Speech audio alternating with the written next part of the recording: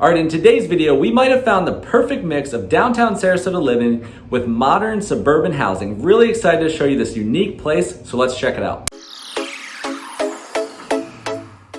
Real quick, for those that don't know me, I'm Adam Hancock. I have a real estate group in Southwest Florida, and I put out daily videos on Florida relocation and investment assistance. And for access to over 90 videos in the last 11 months and counting. Today's focus is on Payne Park Village by David Weekley Homes. So a little itinerary before we get started. First, we're gonna hit the background and location. We're gonna talk about where it's located and why that matters. We're going to talk about the builder. We're gonna talk about the schools and a little bit more context there. Secondly, we're going to talk about the amenities. What is included, where they're located, how nice are they, etc. Third, we're going to talk about the housing. There's several unique options with this one. We're going to break those down. We're going to talk about prices. We're going to talk about quick move-ins. We're going to talk about what's available. And lastly, we're going to finish up with everything else you'd want to know. HOA fees, depending on the house.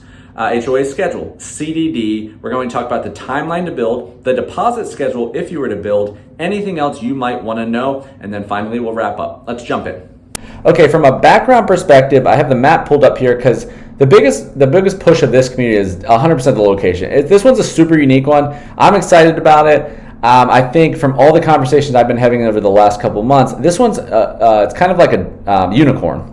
And that's because of the location and the type of housing specifically. So real quick, this one's built by David Weekley Homes. So I'm a little partial. My last home was built by David Weekley. I like them. They're basically the largest private custom home builder in America, I think is what they say. They build a lot of places in Texas and Colorado, several different cities and states across the country. And they don't build a ton in Sarasota. You'll see them in a few places. Like they built in Fox Trace. They built a little bit south in Palmer Ranch area, like South Sarasota. But you don't see them a million different places. They built up in Wesley Chapel in Tampa. But they do it. What I like about them is it's small but intentional. The customer service is really nice. They're kind of like a Neil in a way. Neil's a private builder as well. It's kind of small but intentional, and they're like a different version of that. So I think that's kind of how to look at them. But we had a really good experience with them twice. But again, you're just not going to find them in a million neighborhoods. They're not in 5 neighborhoods in Lakewood Ranch like some of the Pulte's and so forth.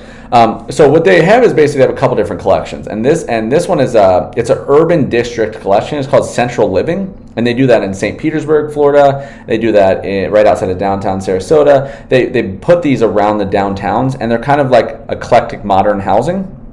So this is considered downtown Sarasota South, and so locationally wise, this is 100% the draw. So I talk about Lakewood Ranch a lot, right? So Lakewood Ranch is here. A lot of Palmer Ranch is around this area, and then you have Palmer Ranch is really around here, this area. Venice down here. You have all these kind of things, right? So the suburban, you want modern housing, you want suburban housing, and you want to be close to stuff. Everybody wants the same thing, right? For the most part, you want that kind of house, but you want to be close to the Sarasota stuff. And that's the point of being in Sarasota. Payne Park really kind of hits that middle ground.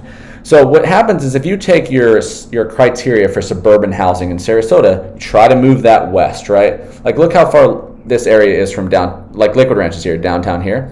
Look how far that area is. You try to take that 3,000 square feet you were trying to get, that modern suburban new housing, and you bring that over in this area, you are not liking quite what you're getting. It's very, very different. $500,000 goes a lot less of a way here than it does there, but then here's the beaches in the downtown. That's the value proposition of Sarasota. That's how you separate the areas. And this one's so attractive because of how they mix the two. So that's it in a nutshell. And what you're getting here is Payne Park is located right across Washington, and what you're looking at is it's walkable to downtown, but it's more it's more across this main street. So you are in essence, right? You're 1 mile from Main Street, Sarasota. So the main district. My office is off of Orange. It's the main heart of what you consider downtown Sarasota. This area is just 1 mile from. But even better than that, what it gives you is because of our downtown proximity to the beaches, you're 5 miles from Lido. And you're 7 miles from Siesta Key. So 100% the pool here this feels like you're in downtown. It's sitting right in the heart. Payne Park also has a lovely skate park, playground. They have this circus themed Ringling playground. It's really nice for kind of young kids, toddlers, but even bigger kids. Right outside their village, you can see it from this neighborhood. But again, that again is a quickly way of saying like that's the draw, right? So they do have amenities, but the draw here is location. And when I show you the housing, you're going to see what I mean is that this isn't going to be waterside in Lakewood Ranch, right? It's a different type, but this is a modern, new construction, suburban housing in a creative way that will mix the two. So if you're not a Lakewood Ranch person and you don't have $1.5 million to go west to Trail, this is a extremely attractive proposition and a builder that I really like. And one of the most enjoyable ways to purchase a house is with David Weekley, in my opinion. Very pleasant to work with. So I wanted to kind of give that whole spiel to get the value proposition, and that's why this is mainly a map conversation here, right? You can see the proximity to the coast. You see Gillespie Park right here. It's right there, right? And this would be your Trail. So you're not west of Trail, but you're in a great location east of Trail. All right. So I'll hit schools real quick, and then let's move on to amenities. So this one's in not a bad school district, actually. So you have Alta Vista Elementary for the elementary. You have Sarasota Middle for the middle school. These are all public, right? So you have more flexibility if you want to go private. So Sarasota Middle School is a 9 out of 10. And then you have Sarasota High School. It has a 4 out of 10 on graded schools. It's interesting. So it's definitely not, when growing up, that's not kind of how I would view Sarasota High School. Most of my friends went to Sarasota High. Really good sports. They're known for baseball and football and all this kind of stuff. It's a large school. And it's right in the heart of everything. It's right by Sarasota Memorial Hospital. It's right by the Hillview District, right by west of the Trail. It's a good spot. I wouldn't characteristically think of this as being a bad school. Now, there's a lot of things that go into these ratings, right? But this one is technically a below average 4 out of 10, the same as Booker High. So I did want to mention that. Your Riverview High, or Booker's actually a 3 now. Riverview High is a 6 out of 10.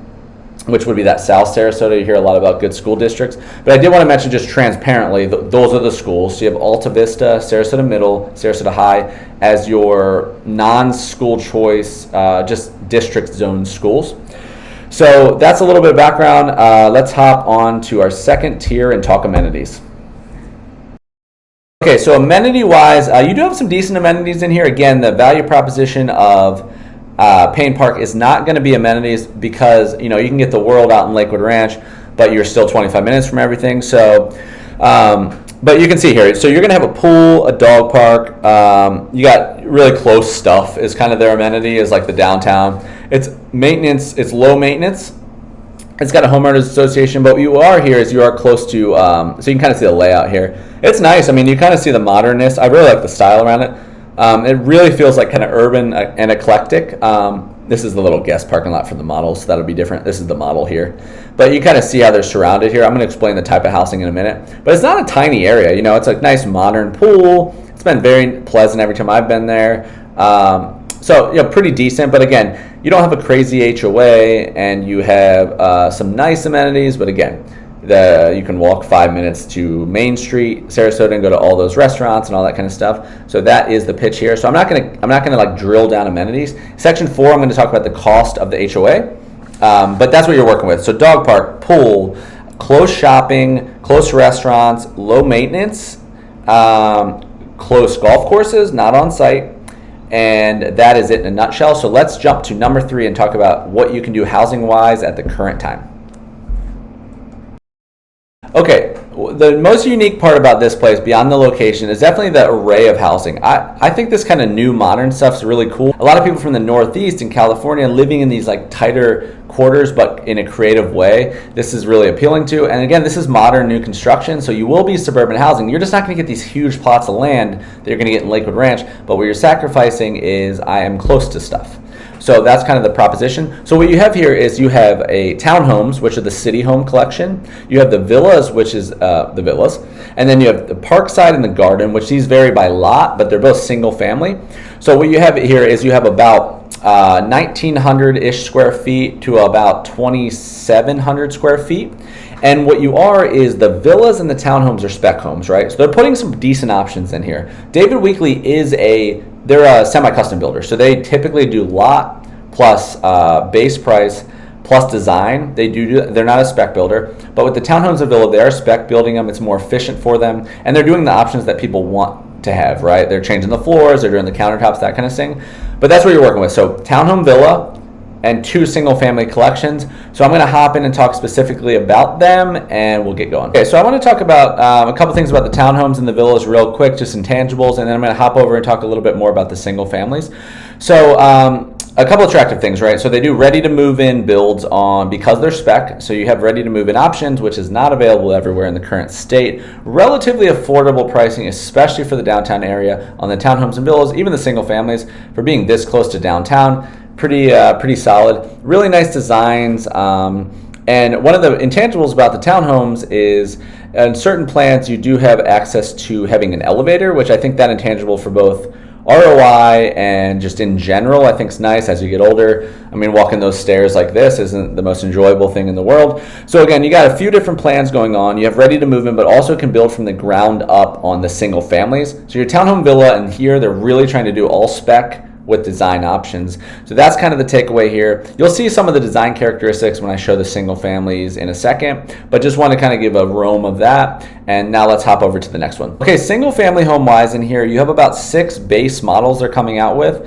And then you can, again, like they have some ready to move ins, but the single families where your opportunity to build. You can also do a pool with the single families. It is a narrow space, and some of those new smaller pools with screens, they can be cool. They're more like a dipping pool, but you can technically do a pool. But again, just these are smaller lots, right? They're going high, so they're not going wide.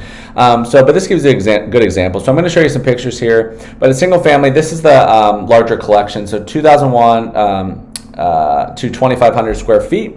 And like this is a good example. So you have some quick move-ins here. So you have one at 610 and one at 638, not including the lot. But I'll show you some pictures here, but want to give you some context there. Okay, so this will give you what I mean. So these are single families, right? But you can see how they're lean and narrow. They remind me a lot of like some of the places up in the Northeast. I think they're really cool inside. But you can see the design they're able to do here, right? So nice luxury vinyl, some quartz counters. David Weekley does a really nice job. So this is an empty one. It gives you a good idea what they look like, though. You're going to have cool views. And again, suburban housing close to downtown for this price range. If you get that perspective, it really is a really good value, in my opinion. And I like the style. I think you got intangibles. This kind of community is just cool. I think the rentability is great. I think it's unique. And unique, close to town, I think has evergreen real estate dynamic elements to it ROI-wise. And so I'm kind of high on it for that perspective. But again, okay, so we got villa, we have villa townhome. We have 6 single family designs you could do. You have a varying degree of price range, but you can be in the 500s here. It's more of a 550 to 650 conversation or greater. So I hope that helps a little bit. And let's move to our last section. I want to talk a little bit about timelines, fees before we wrap up. Okay, in the current landscape right now, this one's relatively simple. So you got a couple things going on. So fee-wise, for the HOA, the gates, the amenities that I described, you're working with 2 different price points. You have either $900 for the townhomes. This is a quarter. Townhome villa, $900. Because you have exterior maintenance, the roof on some of those things. It's not the same maintenance value there. So a little bit more reserves they got to hold there. So $600 a quarter for single family homes. That's it in a nutshell. Everything else is included. Build time on these. So if you go from the dirt, you're looking at about a 10-month. More or less, maybe 12-month. So you have about a 3-month permit, and they're saying about 7 months to build. Now, again, you got the ready to move in, so definitely take advantage of that. These base prices are not going to get cheaper. I don't think this scenario gets better as time goes on. So a lot of people are trying to kind of reserve things at the moment because of that reason. But the ready to move in thing is a nice access. But compare and contrast, right? A 12-month build might be way better version for particular people versus a ready to move in. But that's what they're looking at. It's pretty simple, right? There's not a lot of baggage in addition to that kind of stuff. But just having the option to say, I'm a townhome with the higher fee, I'm a single family with the lower fee, see what you need. I mean, the townhomes are pretty spacious. They just go up higher.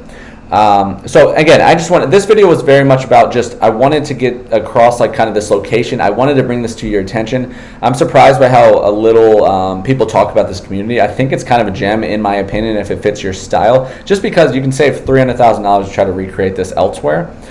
So again, just wanted to mention that. Now let's finish up, and I want to add a little bit more value on my wrap up. Okay, that does it for this video on Payne Park Village by David Weekley Homes. Before you go, check out a couple items. Check out a video I did specifically here on downtown Sarasota, Florida as a whole. Check out a Sarasota, Florida relocation guide that's probably 65 plus videos now that should give you context to everything you might want to know about this area. Before you leave, please also check out the description below, my contact information, several helpful links, anything else you'd want to know in our ecosystem here. Thank you again for watching. I really appreciate it, and we'll see you on the next one.